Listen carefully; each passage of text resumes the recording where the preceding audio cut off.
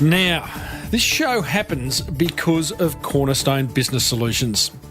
If you've got a whole lot of process-driven tasks that you're just not getting done, or maybe you're doing them yourself, then I would seriously consider getting a virtual assistant through Cornerstone. You can book a free, no-obligation discovery call with owner David Warren now on 02 9083 6689. Hey, we're also supported by WebCentral, who are there to help you optimise your business's online presence by creating highly effective websites, social media campaigns, and SEO strategies. Gotta love that. You can check out their exclusive listener packages just for you over at webcentral.com.au/Timbo.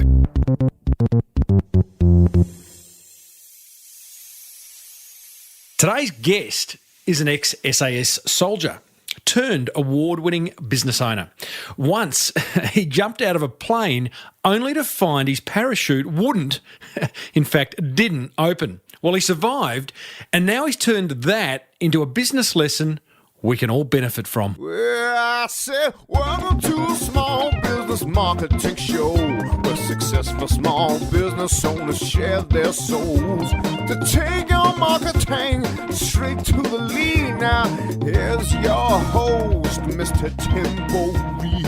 And welcome back to another episode of Australia's #1 marketing show. I'm your host, Timbo Reid. You, walking the dog, driving to work, commuting somewhere. You're a motivated business owner and you are ready to crank out some great marketing to build that beautiful business of yours into the empire it deserves to be, which is exactly why this show exists. It exists for no other reason. If it's your first time round, welcome. Don't be scared. If it's your 286th time around, welcome back. Love your work. Big show today. Got an ex-SAS soldier we're going to meet soon. He's now an award-winning small business owner. His name's Scott Houston, who shares 5 lessons he learnt from his time in the SAS that we can all apply to grow a better business. I share another low-cost marketing idea for you to implement immediately in the now incredibly popular segment, What Have You Got to Lose? I'll give you a hint. Today's idea is all about creating your brand story. And I'll give you 3 steps to doing that. Plus, we revisit a past episode in which my guest found herself crying in tears. Well, I suppose that's what happens when you're crying, right? In the car park, once she realised she'd bought a lemon of a business. That was a great episode. More on that later. As per usual, there is marketing GOLD dripping from the ceiling over here at Small Business Big Marketing's HQ. So let's get stuck right in. So, now by the time this episode gets posted, goes to air, if you will, I'm going to be in the Philippines with 9 listeners. Yeah, 9 motivated business owners on my 3rd Create Freedom Through Outsourcing tour. Looking forward to that. I'm going to have a whole week over there this time. The tour is only for 3 days, but I'm going to hang out at Cornerstone and see what's going down in the world of outsourcing, of offshoring. And I will report back any new insights or tips that I come across in order to help you on your outsourcing journey. So stay tuned for that in episodes to come. Coming up, I share another easy-to-implement marketing idea, all about your brand story. But first, let's get stuck in to today's guest, who is Scott Houston. He's a former SAS soldier with an unbelievable parachuting story. It's your worst nightmare come true, but he lives to tell the tale. Now, what's the SAS? I had to ask because, it sounds important, so I had to Wikipedia it. And what they say is it's a special forces unit of the Australian Army tasked to provide special operations capabilities in support of the Australian Defence Force. And this includes sensitive strategic operations, special recovery operations, special reconnaissance, precision strikes and direct action. Sounds tough, huh? Basically, these are the blokes with massive kahunas that do things that you and I wouldn't even think about. So after leaving the SAS, Scott went and started what is now an award-winning business called Executive Risk Solutions. In fact, it was the Telstra Business of the Year in 2015. And I've got to tell you, Scotty runs a very, very tight ship. What I like about him is his never say never attitude to getting things done, which has clearly come from his time in the SAS, and we're going to learn a lot about that and how we can apply it in our businesses. In fact, what Scott is about to share are 5 lessons he learned from his time in the SAS and how he's directly applied them to grow his award-winning business. So I started off this interview the only way I knew how. Scotty, I'm going to start with the dad joke. I'm going to get the dad joke out of the way. How many times did someone come over the walkie-talkie saying, Houston, we have a problem? We have a problem. Yeah, we've heard it once or twice. So, a couple of times. But, not you? Yeah. No, not me, but, we heard it more than enough times. Oh, damn. Hey, mate, welcome. Tell us, what is the SAS? The SAS actually stands for the Special Air Service, and it's known in Australia as the Special Air Service Regiment, and it's the premier special forces unit in Australia. So they're the guys who get all the good jobs, the hard jobs, and quite often they're the last resort for the government, and a lot of times with some of the harder problems to solve. Tell us about these good jobs, hard jobs, an example of one that you were involved in. Yeah, well, the regiment for the last 15 years has been constantly deployed overseas, and all you've got to do is Google the SAS, and you'll see the myriad of jobs they've been on through Afghanistan, through Iraq, East Timor, and I was fortunate enough to deploy to Afghanistan and several times to East Timor with the unit. So an amazing environment, small team environment, so a small high-performance team, with highly motivated and highly capable individuals. You're not allowed to talk about specifics, are you? No. We'll leave the specifics out. Is what you just said as far as you can go? Yeah, pretty much so. There is a lot of stuff that's out there that's that the military have released for the public. We've got Victoria Cross winners in Mick Donaldson and Ben Robert Smith, and their stories have been told now in quite a bit of detail. There's certain things that they'll release information, right, and then there's other things that they'll keep fairly close hold.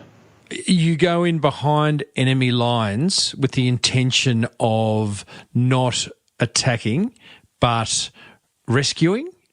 Am I right there? I just want to get a really clear picture, because clearly what you've learned and applied to your business has led to success. So is that what you guys do? Yeah, it's one of the roles. Right. that hostage rescue is one of the roles. They've also held for quite some time the counter-terrorism role. So for domestic counter-terrorism, and also that working behind enemy lines is it's changed a little bit now in the modern battlefield, because there's enemy the battlefield isn't really delineated the way it used to be in the past, but a lot of it is small teams, isolated, without a lot of support, and either hostage rescue or observation and surveillance. Do you ever fear for your life? Yeah, I suppose there were a couple of times. So the regiment operates at a really high tempo, and the jobs that they do come with a great degree of risk. The fatalities in the regiment, they've had more fatalities in training than they have in operations. The Black Hawk crash was an example back in '96, where we lost 15 guys. Lost one of my best mates, and knew basically all the guys that died in that crash. And loss. You sort of sit back and you count the amount of friends that you've lost over the years, and it's sort of it's up above the 20s. Tell me to shut up because we are going to get stuck into business in a minute, but I am fascinated and I think this is relevant. When you feared for your life, did you have the old "my life flashed before my eyes" type thing, or was it different? No. I never had that, and even in training, I've had some experiences that like that what? Were fairly close. Had a parachuting accident. You're going to tell us about that shortly, aren't you? Keep your powder dry on that. Excuse the pun. But yeah, no, never really had the life flashing before my eyes as such. Why'd you join the SAS? It was always, for me, it was always where I wanted to be. I was 11 years old and I watched a thing called the Iranian Embassy Siege on TV. Mm-hmm. And it was over in London, and I watched all these guys dressed in black abseiled down the outside of this building and storm this building. They stormed the building and basically rescued the hostages and killed the terrorists. And 11 years old, I sat there and I said, that's what I want to do when I grow up. And I still got to this day the scrapbook I started collecting when I was 11 on everything I could find about the SAS. What's that about, Scotty? Is that about being a superhero? Is that about adventure? You just like danger? What can you? No, I think it's a challenge, and I think that's. And it's really relevant in business as well. There's certain people who are motivated by challenges, and it's one of the things that really does motivate me is the challenge. I love being told I can't do something, only to go and do it.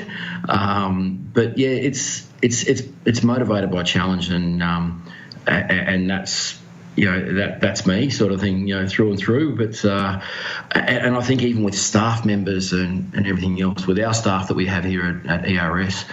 The big thing I'm about is challenging them, pushing their boundaries and making sure they get that sense of achievement in what they do, because I think that's a great motivator. Mate, you have so very softly, subtly segued into business. I've got so many more questions around SAS, but I might come back to them as we get through this. But let's talk business, because that's why you're here.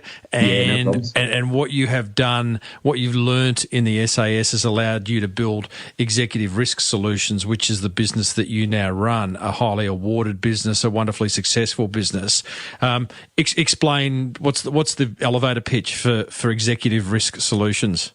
Yeah, ERS, or Executive Risk Solutions, we're a consultancy and service provider that helps companies mitigate risk across a really broad range of areas, all from the risks on the ground. So we can put the boots on the ground, put the equipment on the ground, such as firefighters, security, paramedics, all the way through to training the corporate teams how to deal with major incidents within their company or within their facility. So, what's an example? To me, that sounds like something the government should be providing. I'm sorry, what am I missing there?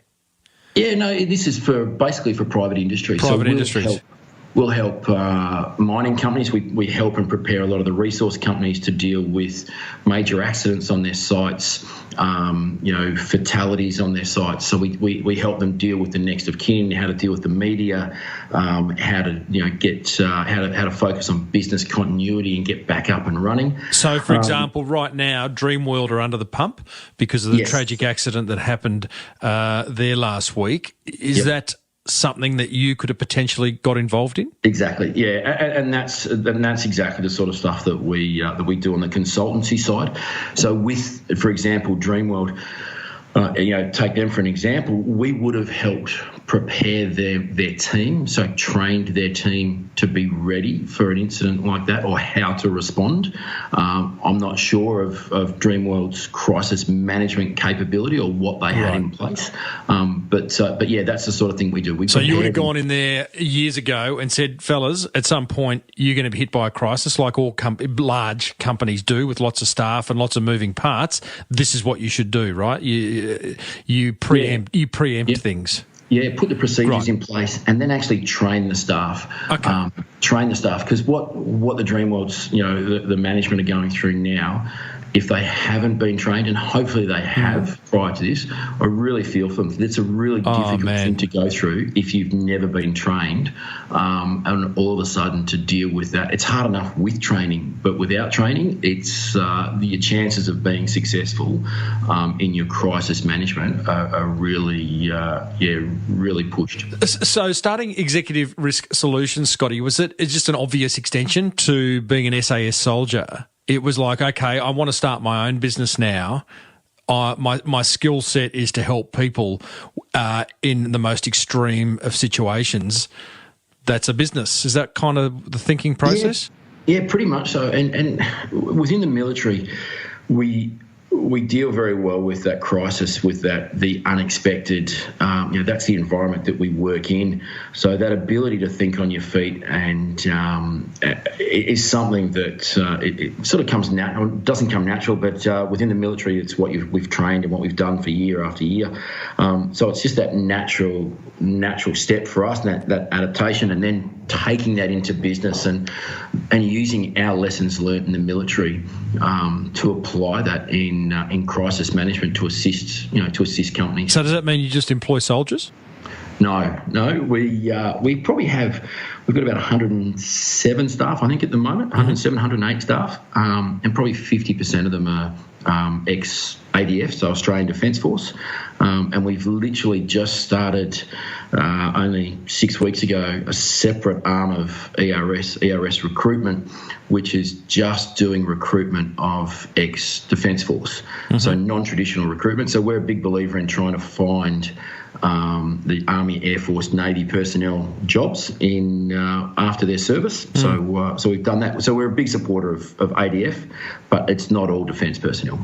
Listeners, I'm talking to Scott Houston, former SAS soldier turned award-winning businessman and now owner and founder of Executive Risk Solutions. Scotty, let's talk 5 things that you learnt as your time as an SAS soldier that you've applied into your business that are almost what we'd call critical success factors. Let's start with you say that small business is just like parachuting.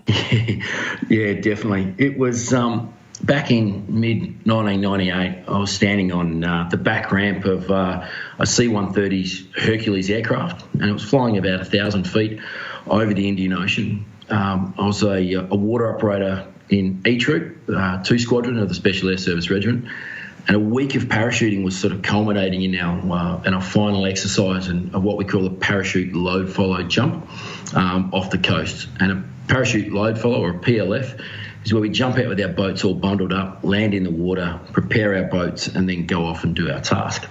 It had been a pretty uneventful week. We'd done about 8 jumps already, and our last jump on the final exercise was taking place close to last light. And myself and a good friend of mine, Darren, who's still serving in the unit now, we were the first 2 to jump with our bundled up boat. As we'd jump out, we'd inflate the boat when we landed, and the aircraft would circle around and then it'd come back around and drop the rest of the patrol off. And as the boat rolled off the back of the ramp and Darren and I walked to the back of the ramp, a little bit of turbulence in the aircraft, and when you're jumping from only 1,000 feet up, so it's only really 300 metres that we're jumping from, you don't have a lot of time in the air. And I accidentally, with a bit of turbulence, I bumped into the dispatcher. Now, he's the gentleman, he's the soldier at the back of the aircraft that tells us when to jump. And bumped into him, and it accidentally pulled my reserve parachute, which sits on your chest, and it's spring-loaded. So I watched the reserve parachute shoot off my chest and out the back of the aircraft. So I basically went from 0 to about 120 knots. Became a sail. Which is about 200 kilometres an hour. I got ripped off the back ramp in around about a third of a second, I think it took for me to leave the back ramp. Ripped off, tumbled backwards as I came out. My main canopy then, because we're jumping a static line, which is where the main canopy's deployed for you, that then pulled up, so I tumbled back through the other way, came out under canopy, and falling sideways with all the rigging lines wrapped around my legs and my chest. And I landed on the inflatable boat. Yeah, I wish I did, but looked up to see both my canopies twisted around each other, so I was literally falling without a parachute. And I had probably about a third of my reserve canopy open, so sort of stepped into those drills that are drilled into you. Stepped into that straight away. Went to separate the canopies. It didn't work. And unfortunately, it all collapsed on me, and I continued to fall. So, literally, I looked up at that stage, looked down to where the water was, rushing up at a great rate of knots, covered my head and hit the water. No. And fortunately for me, about 100 feet off the water, I had about half of my reserve canopy open, which slowed me down enough. So when I hit the water, I managed to survive, albeit very bruised and very sore. Did you do a horsey or like a really good bomb or something? No, just a straight up bombie, I think. Straight up bombie. Right, so you've fallen 300 metres from a plane, correct? Yeah, into the water. How deep was it? Yeah, I was out in the ocean. We were 20 k's offshore, so 20 kilometres offshore. But to leave a ramp at 1,000 feet, with a normal canopy, and go and do a normal parachute jump, you'll normally land between 34 and 38 seconds later, roughly. To leave the ramp without a canopy will have you landing in around about 9 to 10 seconds from 1,000 feet. And for me this day, when I jumped, I managed to land in 14 seconds. So, Scotty, the small business lesson there is to bring a spare pair of underpants to work, or is it something much greater? Definitely. And I suppose for me, it's stepping into business, and people always ask me what it's like to step into business after the military, and I sort of say to people, stepping into a small business, I put a lot of parallels back to that parachute jump, because and stepping into that business, it's just like stepping off that ramp. It can be unbelievably daunting and not without risk, and it takes an unbelievable amount of commitment to step off that ramp. But once you're off the ramp, you're hoping and sort of praying that everything goes well. But it's that sort of that commitment to take that initial first step. And I always think that parachuting exactly the same as business. It's not for everyone. There's a lot of people that would rather remain on the ground and not take the plunge and parachute. And business is the same. But when you do, it's exhilarating, right? And that's what I hope my listeners, who generally have all taken the step, and I know that a lot of them feel that exhilaration in a positive way. I think there's also a lot who don't feel that exhilaration, and maybe they're tuning in because they're absolutely shitting themselves. Yeah, yeah, definitely. And but it's also the parachuting. And just like business, you can train for it and you can prepare for it to give you that sort of greatest chance of success. But nothing will actually be like doing it for real. And that's really interesting coming from someone like you, who I am guessing is organised to within an inch of his life, because that's what. So, yeah. To, like, are we talking a bit of OCD there, Scott, or borderline? On the spectrum. On the spectrum. I'd probably say, just on the spectrum, a little bit of a control freak. Yeah, well, I was just saying it's very reassuring to hear that come from you, because you can be planned to within an inch of your life, and if you always just follow that plan and don't be a little bit more flexible, then I think you're going to hit trouble often. Whereas you've managed to introduce flexibility despite your training. Yeah, definitely. And one thing with with special with the SAS soldiers and any of the soldiers, we get this appreciation that we have, that we're these massive risk takers, that we love risk. When in actual fact, nothing could be further from the truth. We're nothing further from the truth. What we do, we plan. And we look at every single option. We'll worst case an option, because we believe if we can deal with worst case, then everything back from there just becomes easier. Yeah. So we worst case it, because a lot of the time, if it goes wrong for us, then we're pretty much so on your own, and it's pretty catastrophic for it to go wrong. And that time in planning is just never wasted. Yeah, love it, mate. Okay. Next, learning. Small teams, big impacts. Yeah, it's the military and the SAS, in particular, have and part of the reason they've been deployed overseas so often, recently is I think it is a small amount of troops to deploy and put at risk, but a maximum impact that they can have. And everyone's always said to me, how do you choose that high performance team?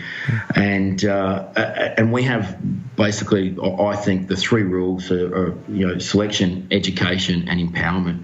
And when you look at selection, you need to make sure you've selected the right people, and the regiment are very, very thorough on selecting their people. And if you get that step wrong, then it can all go. Then it really, you can't operate as a high performance team if you've got someone in there who's not operating at the same level. And I say to a few people, and it's upset some of the HR professionals in the world that I've spoken to. And we have a saying of if you want to have a high performance team, and this isn't in all business and work environments, but if you want to have a high performance team, then you have to, what we call is, shoot the Bambis. And the Bambis are the nice people in the business who actually don't achieve anything, but all businesses have got them, who they're the nice person, who they do this and they're always helping out, but everyone else is always doing their job for them. And you sort of sit back and, when you look at it, all they do is drag the rest of the team down because of the fact that, the rest of the team have to make up for their shortfalls. Now, in a high-performance team and in a small high-performance team, we believe you have to shoot that Bambi and get rid of Bambi and get another high-performance member in there to get the best out of your team. So this is interesting because every business owner I speak to will identify people as being their number one point of, stress, a reason that the business is not moving forward. What's your secret sauce to identifying great people to employ? Yeah, as I said, I'm a big believer in we select people that are motivated by challenges, and then we challenge them, and we ensure that we challenge our staff day in, day out. How? Give me an example of how you challenge a staff member in the last week. We put all of our staff that are in the field, we put them on what we call work capability assessments. Mm-hmm. So it's like a fitness test, very similar to the military, but it's they've got to be able to, because they're small teams in remote locations, they've got to be able to do their job and they're held accountable to achieving that job, and that's biannual. All of our staff go through work capability assessments.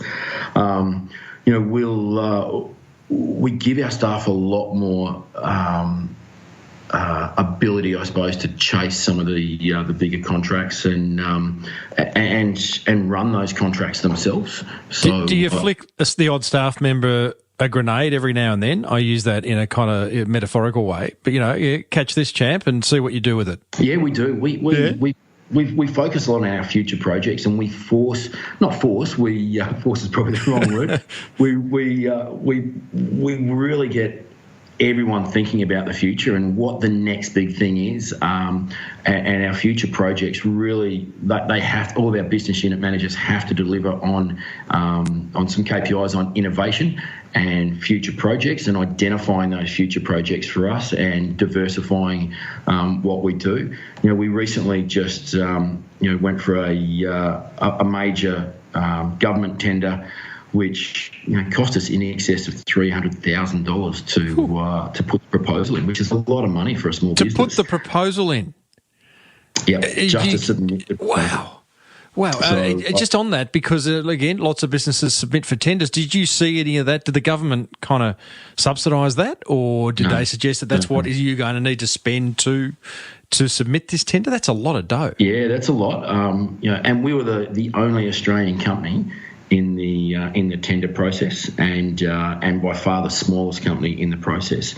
The other companies that we're up against probably spent in excess of $2 million to put their proposals in. Wow. Do you know if you've won yet?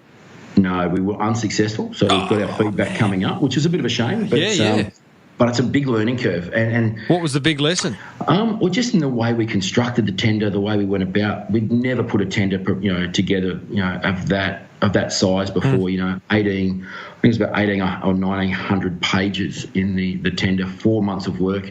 And mate, who's going to read that? Who's going to read 1900 pages? Yeah, you got to love the government, don't you? But what, and it was our business unit managers that put that together. And it was, for me to let go of the reins on some of that as a bit of a control freak was a huge thing. But we stretched all of our business unit managers and everyone involved in that tender. They did an amazing job on putting it together, and I'm so proud of what they've put together. Even though we weren't successful, we learn a lot about pricing. It's a $60 million a year contract. Right. Working through the finance for that and everything else, we all really learnt a lot. So it was a $300,000 cost, but it was a big investment in our future and what we're chasing in the future. 5 learnings that you've taken from the SAS into business. We're up to number 3, turning brick walls into hurdles. I like this one. What do you mean? Yeah, well, it was interesting when I first left the military and went and worked for one of the major mining companies. I was pulled aside at one stage by one of the senior managers, or the senior manager, and he said to me, "Scott, don't ever change your attitude." And I said, "What do you mean?" He said, and it was a comment that he made, and he said, "Look, where everyone else sees brick walls, you see a hurdle." And he said, "Don't ever change that." And what we found in industry is everyone, quite a lot of the time, I was really shocked at how people are finding a reason to stop.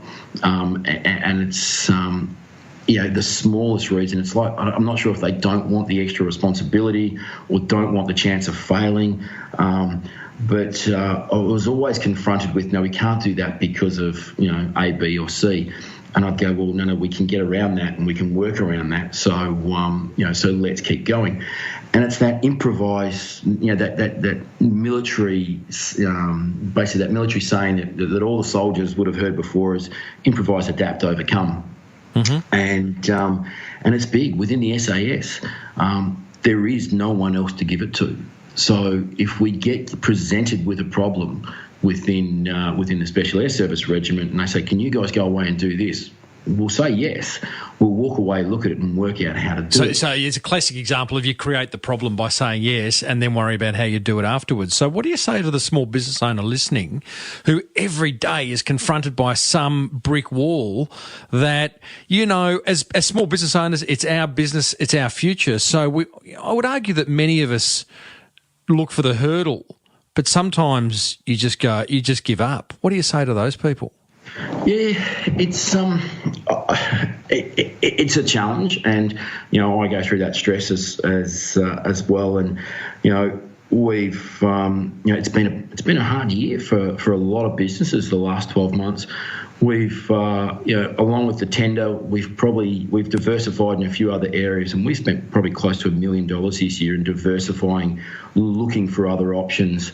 And looking for where our business can continue to grow, because of the fact there are a lot of brick walls within the industry at the moment. But when you see that brick wall, what's your mindset? Like, is it immediately you just go, well, there are options? Is that right? Is this stuff learnt, or are you just born with it or not?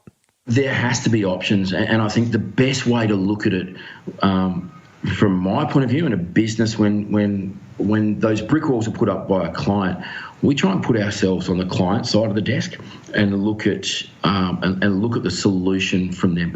You've got to be solutions focused, and you've got to keep innovating. I think to have one solution and only one solution in business, it just really limits you to what you can sell. So I think it's that innovating. And the challenges of, those brick walls force you to innovate, force you to think, how do we do it cheaper? How do we do it better? How do we sell our product so we get in front of, so it's our product selected over our competitors and everything else. Rather than sort of sitting back, just wondering, just thinking, geez, we had a great business, but everything got too expensive and no one wanted to pay our price, so we shut our door. I think it's that innovation and that's really key to a successful business. Do you have? I had a chat to a fellow Ant Morell a few weeks ago. He's the founder of indoor playgrounds called Bounce, and he's actually put on. He has a full-time person in charge of innovative thinking, because I think a lot of businesses pay lip service to innovation, and innovation is simply doing things differently. Is if you want to kind of dumb it down. Do you have a formal process? Do you have a full-time person on it? How does innovation show itself within Executive Risk Solutions? Yeah, like it's our business unit. I mean, we've got 5 business unit managers, and each one of them, as part of their KPIs and in our quarterly reporting, have to come up with the innovation and our future projects. So they have to come up with 2 concepts, and it can be as left field as they want, but they have to come up with 2 concepts each quarter in their industry and in their business unit for innovation. So I love it. So that's one of the things. So we look wrap a KPI around it. Yeah, so we've got 10, at least every quarter, we're discussing as a strategic management group in our business unit managers at least 10 innovative ideas that one of them, that they all think is worth putting forward. And we look at that and, and look at, where we go from there. Love it. Scotty, number 4 critical success factor is all around luck. Is luck something that you just kind of hope for, or tell us about that? Yeah, no. For me, I used to believe. We were really fortunate to pick up our major contract, our first major contract with Roy Hill Mining. And Roy Hill have been the most amazing client for us, and it's been great. It's been the I suppose the foundation for our business and. And for those that know Roy Hill is owned by Hancock Prospecting, so the Reinhardt family and everything else, and we have great admiration for people like that. So is it all about luck getting that, or where's luck play into that? No, I think it's it's. I looked at it and said, I used to always say to people, I'm really lucky that we won this contract, and it wasn't until I listened to Stephen Bradbury, the ice skater, talk about winning his gold medal. And he said, the 4 guys fell over in front of him. And he said, was I lucky to win that gold medal? And he said that one thing that he said to me was, or he said to the crowd was, you can lose a gold medal in 5 seconds, but you can't win a gold medal in 5 seconds. To win a gold medal takes years and years of hard work and dedication. And I suppose that's what my wife, who's my partner in the business, turned around to me and she said, this is why you need to stop calling it luck, because you're fortunate to be that you've won these contracts, not lucky. You're fortunate because you've put yourself in the position, you've maintained the standard. You've done 15 years of service within the military. That's what's given you the grounding to actually put yourself in a position to be fortunate. So that's why, and it's the same in business. And I don't think we pay enough attention to that. I always say to business owners, celebrate the small wins and the big wins. We tend to celebrate the big wins more than the small, but often we can put it down to luck or don't give it the kind of attention they deserve. But, if we were all to stop right now and, look back on the last 5 days of business, there would be something that we should each pat ourselves on the back for, I reckon. Yeah, 100%. And not put it down to luck. Yeah, exactly. Luck's buying a lotto ticket or luck's putting a bet on at the casino. That's luck when you've done no work, no effort, and it's just that's when you're lucky. When you've put in an effort and you've done a lot of work and you've done that groundwork and you've put your heart and soul into it, it's not luck. It's you're fortunate. You might be fortunate, but you're not lucky. Were you lucky falling out of the plane? Did luck play a part in that? Must have.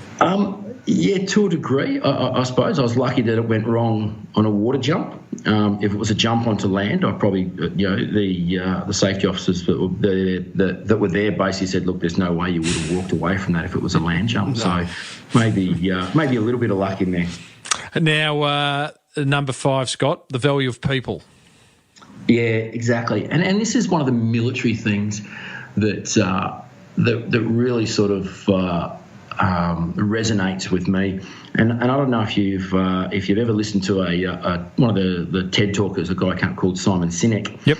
He talks about it, and he talks about watching some video footage from a helicopter crewman's GoPro on his helmet, where they loaded, some American Special Forces guys loaded a wounded soldier who'd been shot through the neck onto the helicopter, and the patrol commander, or the boss, basically as he loaded him on, covered in blood, shot through the neck, bent down and kissed him on the forehead before he ran back into the battle to continue to fight.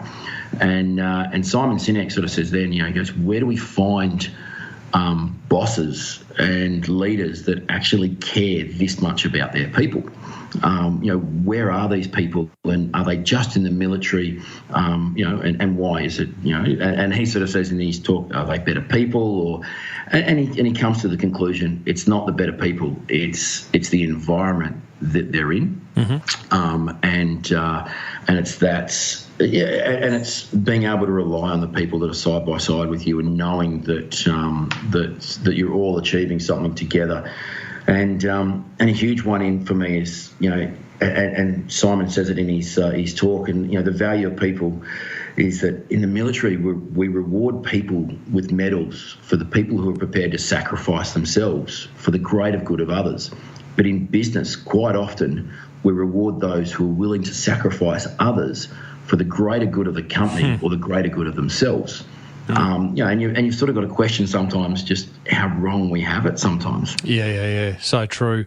Do you think also, just to finish on that point, we talk about, I see a lot of businesses where, and I've been in those businesses where we operate in silos. There's sales over there and marketing over there and HR over there, and we all live within our four walls and never talk. Whereas I imagine in the military, a silo would have been, again, excuse the pun, shot down in a second. Yeah, definitely. There are the silos in there, but a lot of the time the silos are around operational requirements. But yeah, you've got to rely on everyone, and there's that the analogy of team. Sort of together, everyone achieves more. And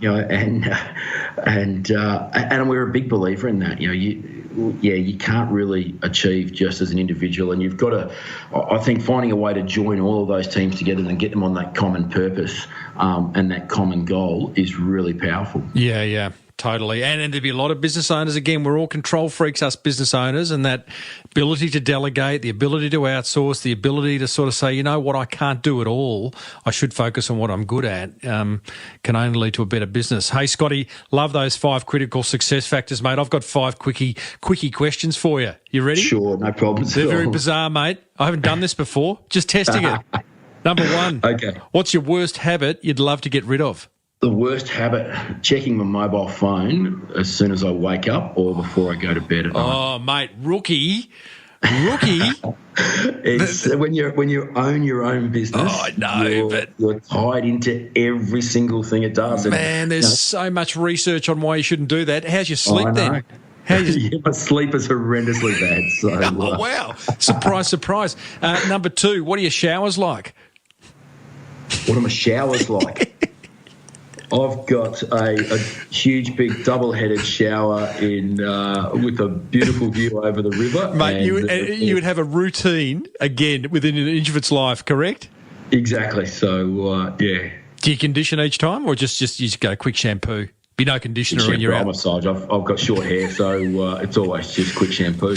It's always the 2-in-1 because it's quicker. Oh yeah, the old 2-in-1. What a great invention! The 2-in-1. We don't see it a lot, but I remember when it came out years ago, and I thought that's just smart. What's the one thing you've never told anyone? Not because it's a secret, but because you've just never told anyone.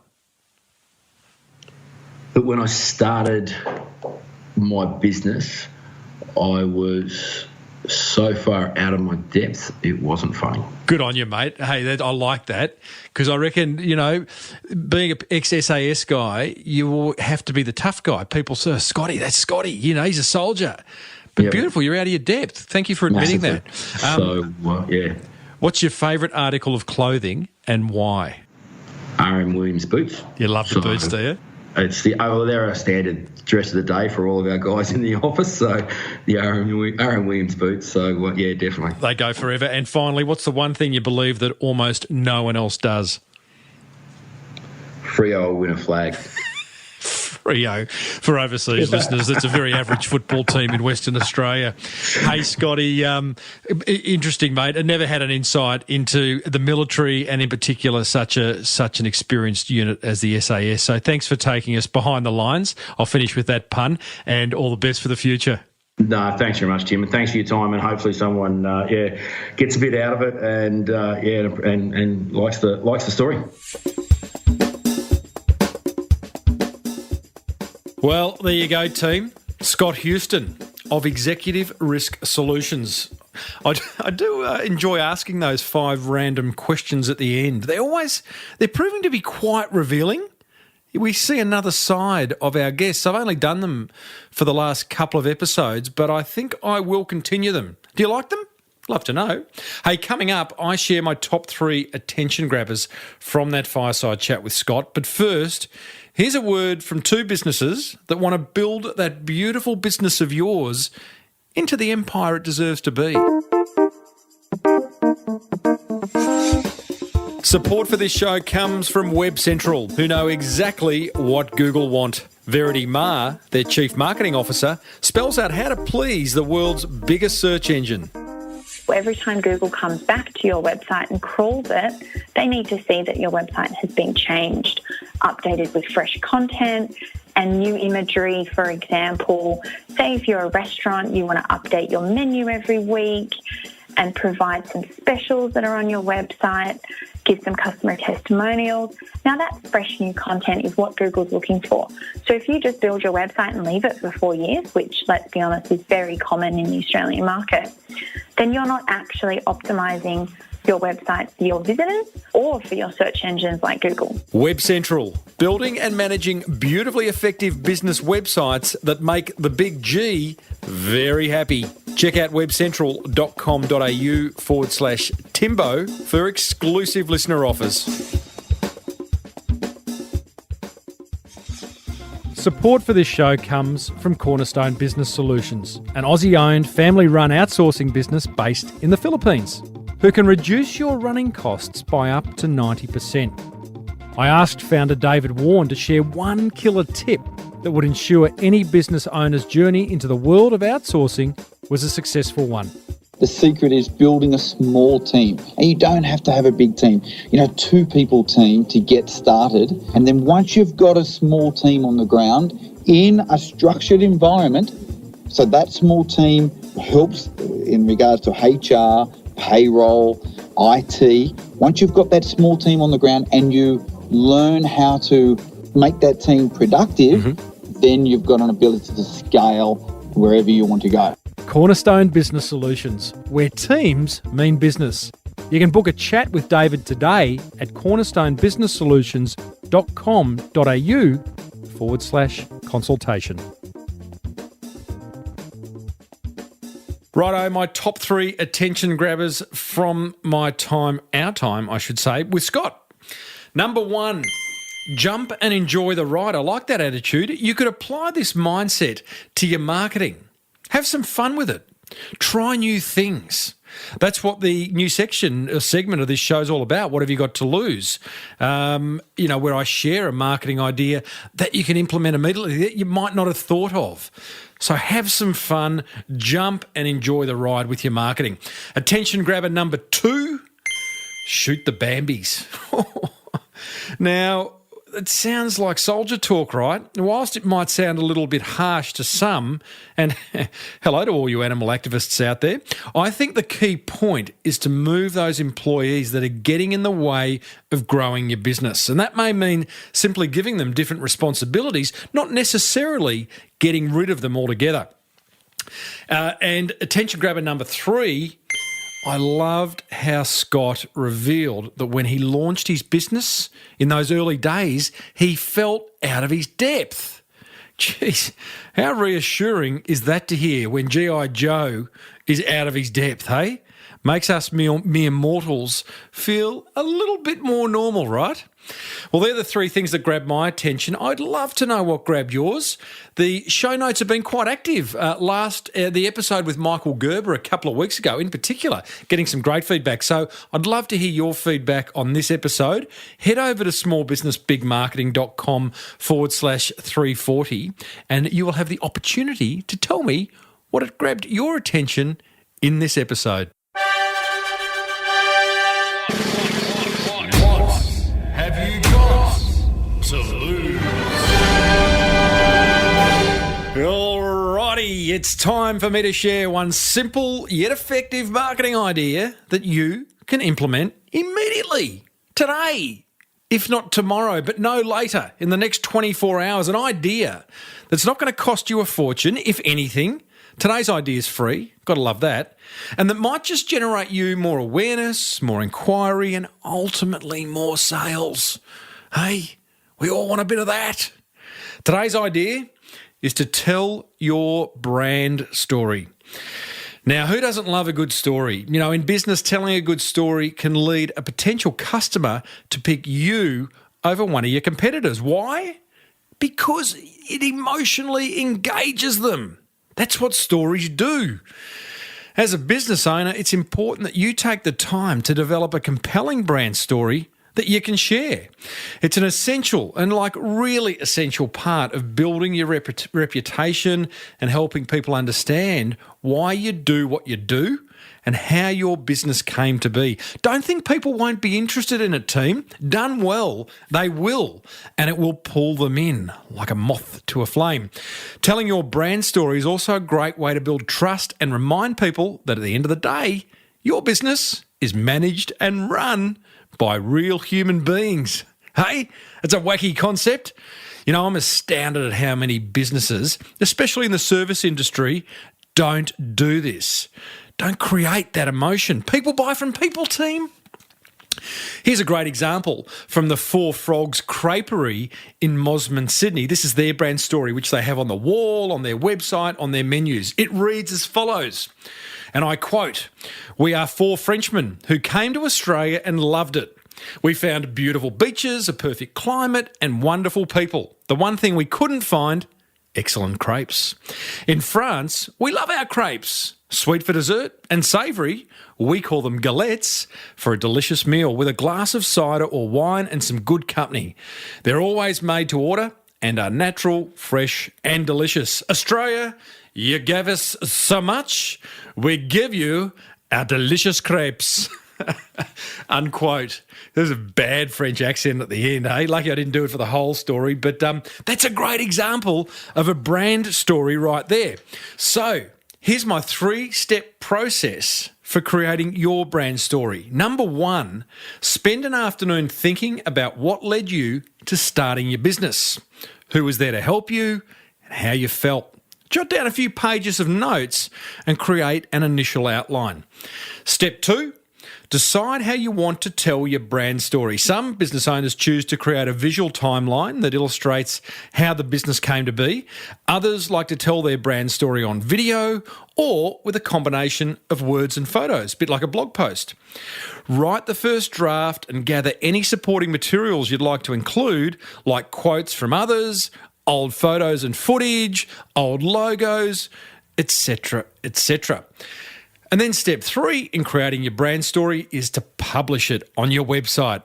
Print it on a poster, hang it around your shop or office, share it via social media, put it on the back of your business card. Get it out there.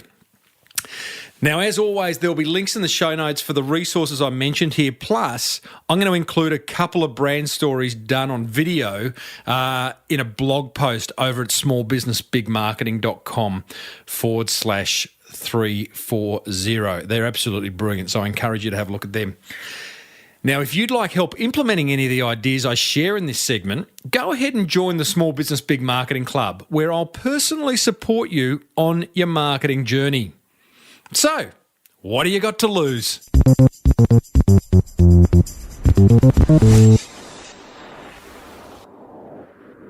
Well, that almost wraps up another episode of the Small Business Big Marketing Show.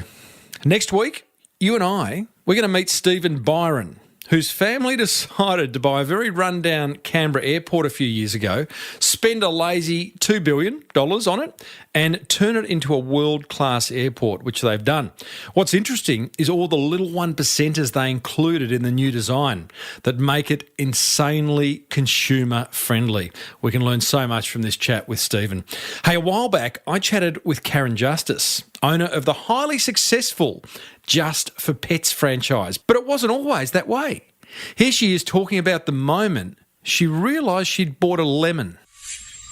Oh, I remember it so vividly. It was about 15 days after I bought the business, and I had decided my first port of call was to visit all the suppliers that previous business owner had negotiated with, and I had seen probably 8 or 10 suppliers while I was in Sydney, and it was a Friday afternoon, and for the 8th or 10th time they had said to me, "What did you do? I hope you didn't spend too much money because this business is a joke." I got out into the car in the car park of the supplier and burst into tears and went, "Oh my God, what have I done?" And but I had something. I'd paid money for it. I realised I had to turn that around because I just couldn't throw away that money. And I spent 12 months literally reinventing it from scratch, changed its name, changed its ideas, changed the way it operated, and that's where I am today.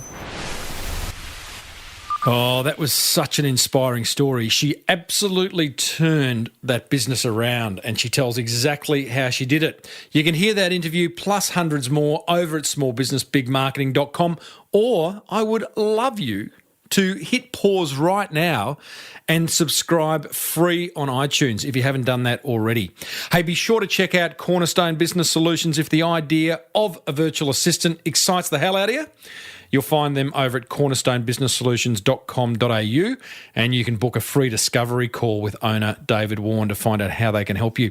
And remember, you now know what Google wants in order for them to rank your website on page 1. It's not hard, but does require some time. So why not hand that responsibility over to WebCentral? You can check out their 3 exclusive listener packages over at webcentral.com.au/Timbo. I'd love to hear from you. Email me, tim@timreid.com.au, or you can hit me up on Twitter @TimboReid. If you love the show, tell another small business owner or 10. I'd love you to do that. Until next week, I'm Timbo Reid. Thanks for listening in. Love your work. May your marketing be the best marketing. Bye for now.